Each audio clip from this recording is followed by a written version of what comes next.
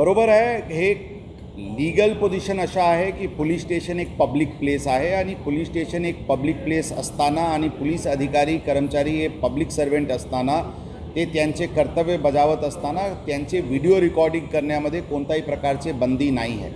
पारदर्शकपण आणण्याच्या दृष्टिकोनातून ज्यांना पोलिसांचे व्हिडिओ रेकॉर्डिंग करायचे ते करू शकतात आणि कोणी त्या रेकॉर्डिंग करत आहे म्हणून त्यांच्यावर कारवाई करणे किंवा त्यांच्याशी उद्धटपणे बोलणे अशा करू नका अशी स्पष्ट सूचना यापूर्वी देण्यात आली होती आणि परत ती सूचना पोलिसांना देण्यात आलेली आहे.